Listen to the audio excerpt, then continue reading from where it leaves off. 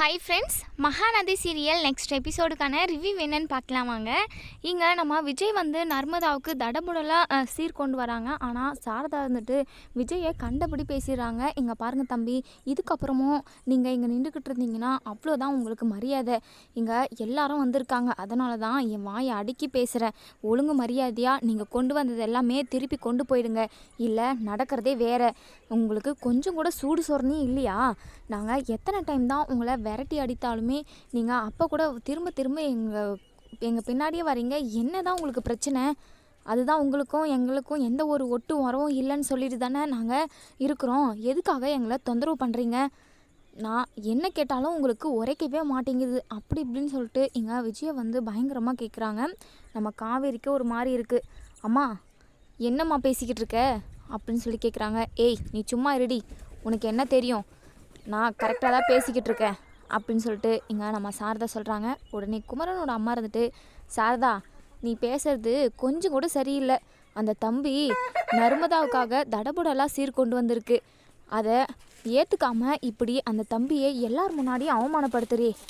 இதே இடத்துல வேறு யாராவது இருந்திருந்தா உன்னை இன்னுமே அவமானப்படுத்திட்டு இங்கேருந்து போயிட்டு இருந்திருப்பாங்க. உனக்கு கொஞ்சம் கூட புத்தி அறிவே இல்லை சாரதா. வீட்டு மருமகனை இப்படி தான் பேசுகிறதா, இப்படி தான் நடத்துகிறதா? என்ன பழக்கம் கற்றுட்டு வந்தியோ நீ அப்படின்னு சொல்லிட்டு பயங்கர கோபமாக பேசுகிறாங்க. இங்கே நம்ம சாரதா இருந்துட்டு, இங்கே பாருங்கள், நீங்கள் சைலண்ட்டாக இருந்தாவே போதும். என் பொண்ணோட வாழ்க்கைக்கு என்ன தீர்வு என்ன முடிவுன்னு எனக்கு நல்லாவே தெரியும் அப்படின்னு சொல்லிட்டு இங்கே நம்ம சாரதா சொன்னதுமே இங்கே நம்ம காவேரி வந்து பயங்கர கோவத்தோடு, இங்கே பாருமா, இதுக்கப்புறம் விஜயை பற்றி ஏதாவது நீங்கள் பேசுனீங்க நான் சும்மா இருக்க மாட்டேன். அவரை பற்றி உனக்கு என்னம்மா தெரியும்? என்ன தெரிஞ்சதுனால நீ இப்படியெல்லாம் பேசிக்கிட்டு நீ பேசுறது கொஞ்சம் கூட சரியில்லைம்மா. என்ன தான் இருந்தாலும் இந்த வீட்டோட மருமகன் தான் அவருமே. அவருக்கு எல்லா உரிமையுமே இருக்குது. அவர் இந்த சடங்கை செய்கிறதுல எந்த ஒரு ஆட்சேபனையும் இல்லைன்னு நீ சொல்லுமா.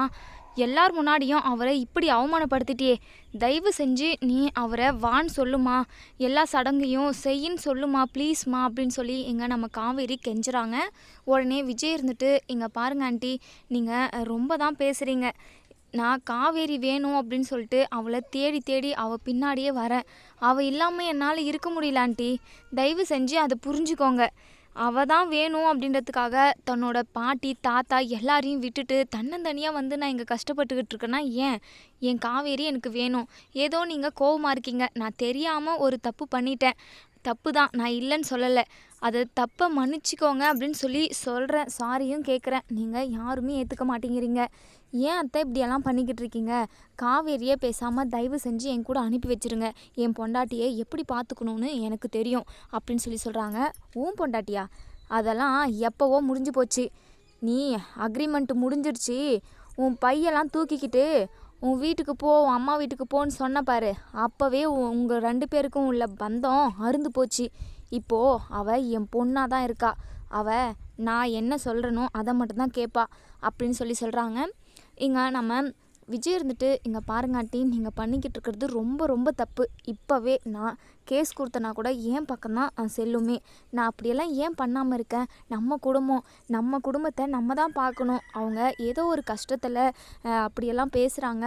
கோவம் தணிஞ்சதும் கண்டிப்பாக காவேரி நம்மளை வந்து சேர்ந்துருவா. நீங்களா என்ன என் கூட காவேரி சேர்த்து வச்சுருவீங்க அப்படின்னு சொல்லிட்டு நான் எவ்வளவோ நம்பிக்கிட்டு இருக்கேன் அத்தை.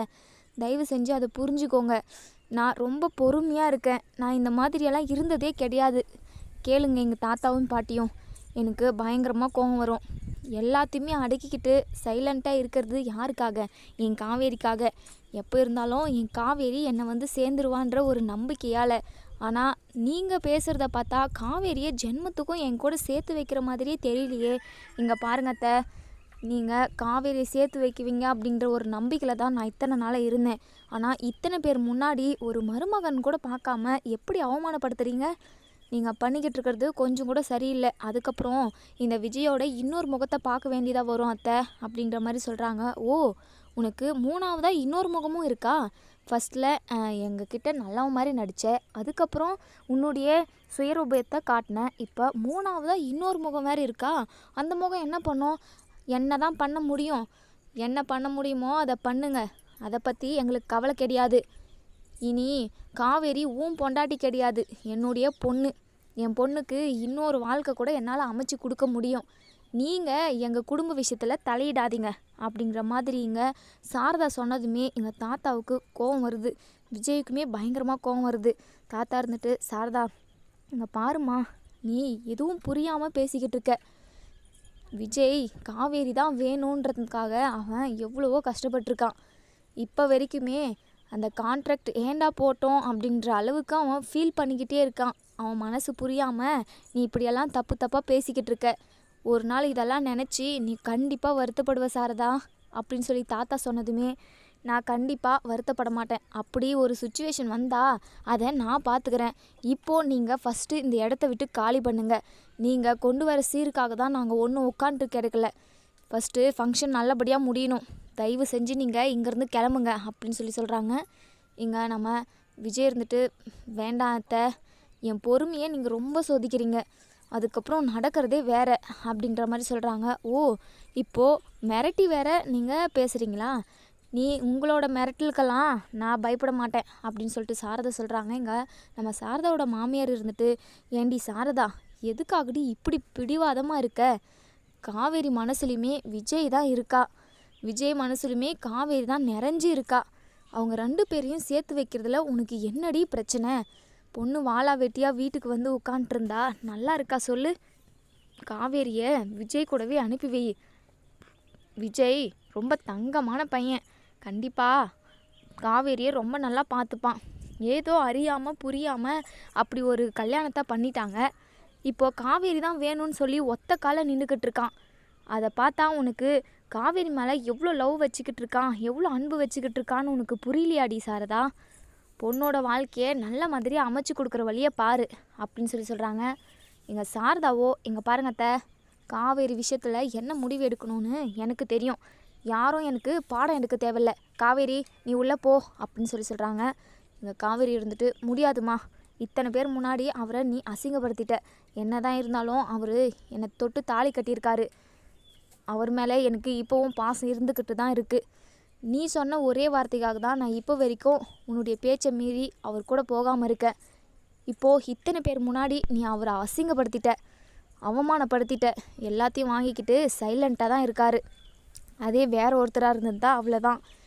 அதுதான் இன்னொரு பொண்ணு இருக்கே வீட்டில், அவன் மட்டும் அவளோடே போயிடலாம் அப்படின்னு சொல்லிட்டு கூட மற்றவங்க நினச்சிருப்பாங்க. ஆனால் விஜய் அப்படி கிடையாது. நான் மட்டும்தான் வேணும், 7 ஜென்மத்துக்கும் நான் மட்டும்தான் வேணும்னு சொல்லி நினைக்கிறாரு. எல்லாரையும் விட்டுட்டு இங்கே வந்து சாப்பாடு செய்யறதுக்கு கூட முடியாமல் ஹோட்டலில் வாங்கி சாப்பிட்டு வயிறு எரிச்சல் அப்படின்னு சொல்லி மாமி கூட சொல்லிக்கிட்டு இருந்தாங்க. இதெல்லாம் எதுக்காக கஷ்டப்படுறாங்க? எனக்காக தானே. அப்போவும் நான் விஜய் கூட போகல. ஏன்னா உன்னுடைய மனசுக்காக தான். நீ ஒரு வார்த்தை சொல்லாமல் நான் விஜய் கூட போகக்கூடாதுன்னு சொல்லிட்டு முடிவோடு இருந்தேன். ஆனால் இப்போ அப்படி கிடையாது. இந்த நிமிஷத்துலேருந்து அப்படி கிடையாது. நான் விஜய் கூட தான் போவேன் அப்படின்னு சொல்லி சொல்கிறாங்க. ஓ, உனக்கு அந்த அளவுக்கு தைரியம் வந்துருச்சா? போயிட்டு அந்த வீட்டில் அடிமையாக இரு, வேலைக்காரி மாதிரி இரு. இந்த வெண்ணிலாவும் விஜயும் ஒரு ரூமில் நல்லா ஜாலியாக டூயட் பாட்டோம்.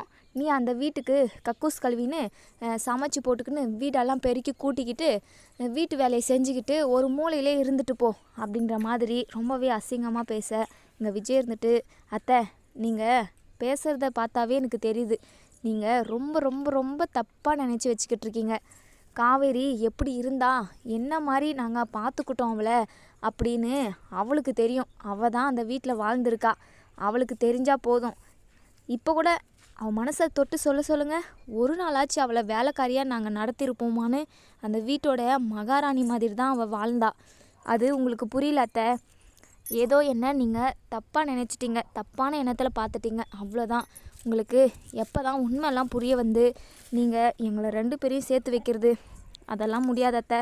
அது வரைக்குமாலாம் என்னால் வெயிட் பண்ணிக்கிட்டு இருக்க முடியவே முடியாது. காவேரி, உனக்கு உன் அம்மா வேணுமா இல்லை நான் வேணுமா? 2த்தில் ஏதாச்சும் ஒரு முடிவு சொல்லிவிடு. ஏன்னா இதோட லாஸ்ட்டு. நான் உன்னை தேடி வரமாட்டேன். என் தாத்தாவையும் சரி என்னையும் சரி உன் அம்மா நிறையவே அவமானப்படுத்திட்டாங்க. எத்தனை பேர் இருக்காங்க, எல்லார் முன்னாடியும் என் தாத்தா தலை குனிஞ்சு நின்றுக்கிட்டு இருக்காரு. ஒரு வார்த்தை கூட பேசாமல் நின்றுக்கிட்டு இருக்காரு. எதுக்காக? என்னுடைய நல்லது, என்னுடைய வாழ்க்கைக்காக அவர் எதுவுமே பேசாமல் நின்றுக்கிட்டு இருக்காங்க. இங்கே பார் காவேரி, 2ல் ஒரு முடிவு எடு. நீ எனக்கு வேணாண்டா அப்படின்னு சொல்லி ஒரு வார்த்தை சொல்லிட்டுனா நான் போயிடுறேன். என் அம்மா தான் வேணும் அப்படின்னு சொல்லிட்டு. ஆனால் என் கூட வரணும், என் அம்மாவும் வேணும்னு நினச்சின்னா கண்டிப்பாக வா. உன் அம்மாவை பார்க்காத பேசாதனால நான் கண்டிஷன் போட மாட்டேன்.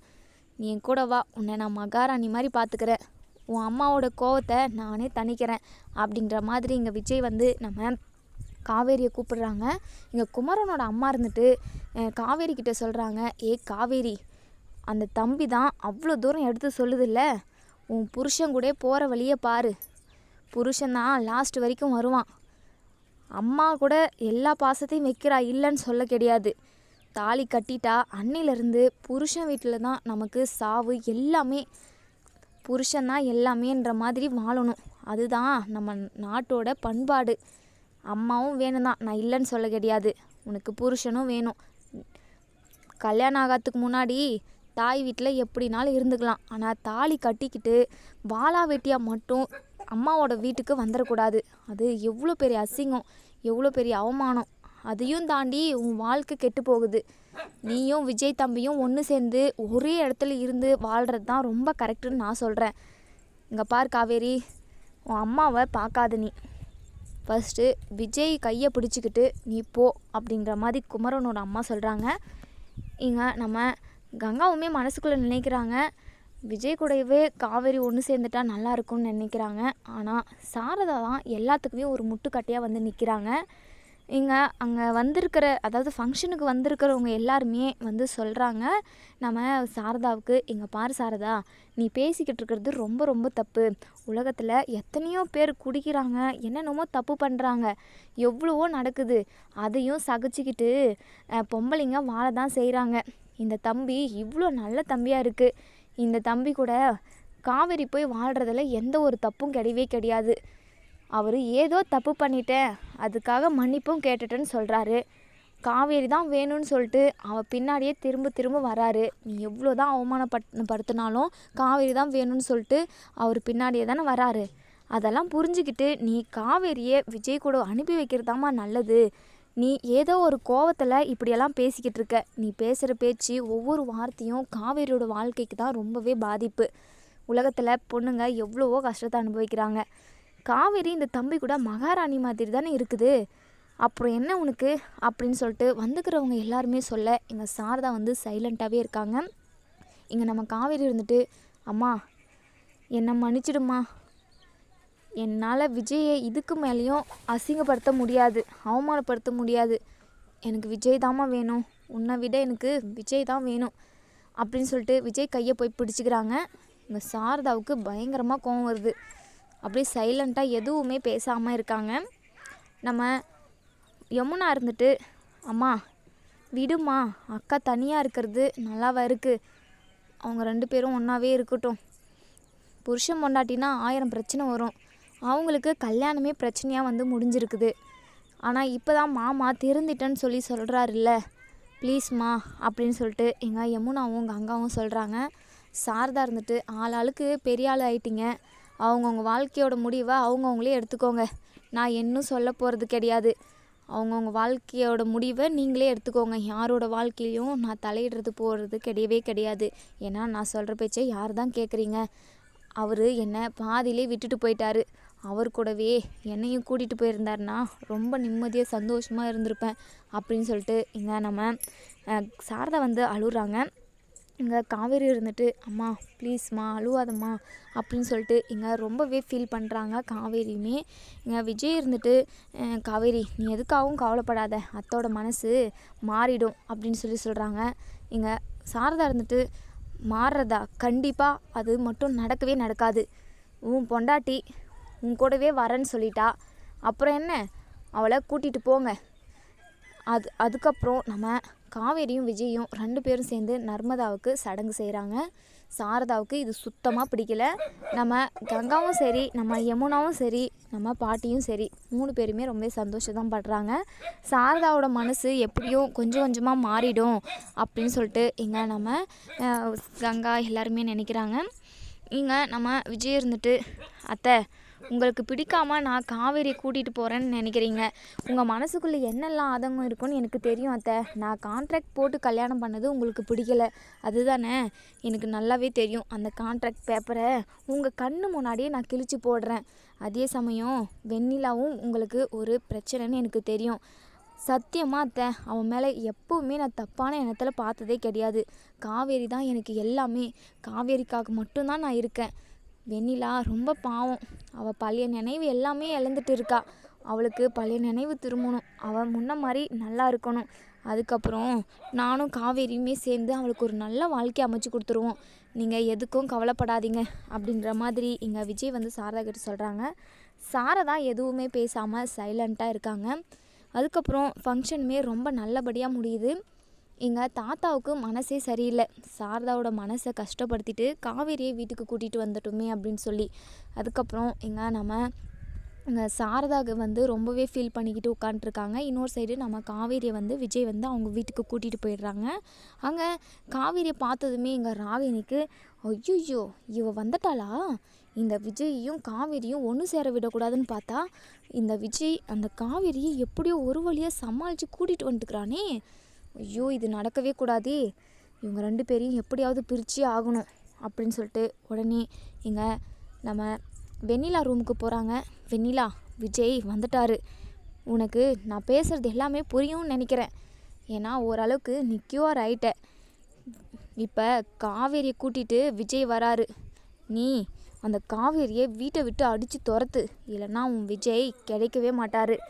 அவள் உன் வாழ்க்கையவே கெடுத்துட்டு போயிடுவா. உன் விஜயை அழகாக தூக்கிட்டு போயிடுவா. நான் சொல்கிறத கேட்டுட்டு இப்போவே போயிட்டு அவளை அடித்து முடுக்கு அப்படின்னு சொல்லி எங்கள் ராகினி வந்து வெண்ணிலாவுக்கு ஏற்றி விடுறாங்க.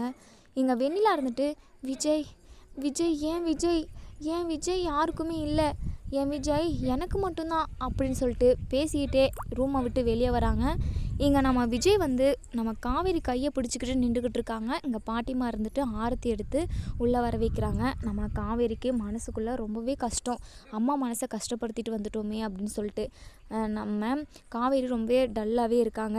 இங்கே வெண்ணிலா நம்ம விஜய் வந்து காவேரி கையை பிடிச்சிருக்கிறத பார்த்துட்டு பயங்கரமாக டென்ஷன் ஆகுது. விஜய், நீங்கள் யார் கையும் பிடிக்கக்கூடாது, நீங்கள் என் கை மட்டும்தான் பிடிக்கணும், நீங்கள் எனக்கு மட்டும்தான் அப்படின்னு சொல்லிட்டு காவேரியோட கையை பிடிச்சி தட்டி விட்டுட்டு பல்லார்னு ஒரு 2 அறை விடுறாங்க. உடனே விஜய்க்கு பயங்கர கோவம் வந்தது. ஏ வெண்ணிலா, இதுக்கப்புறம் ஒரு அடி அவளை அடித்தே அவ்வளோதான். ஏற்கனவே ஒரு டைம் அவளை அடிச்சிருக்க. திரும்ப இதே வேலை பார்த்துக்கிட்டு இருந்தேன்னா உன்னை இந்த வீட்டிலே வைக்க மாட்டேன். ஏதோ உடம்பு முடியாதவ நம்ம உங்கள் உடம்பை காப்பாற்றி க்யூர் பண்ணிவிட்டு அதுக்கப்புறம் உங்கள் வீட்டுக்கே அனுப்பி வச்சிடலான்னு பார்த்தா நீ ஓவராக தான் பண்ணிக்கிட்டு இருக்க. இங்கே பாரு வெண்ணிலா, காவேரி என்னுடைய பொண்டாட்டி. அவள் மேலே இதுக்கப்புறம் ஒரு கையை வச்ச அவ்வளோதான்.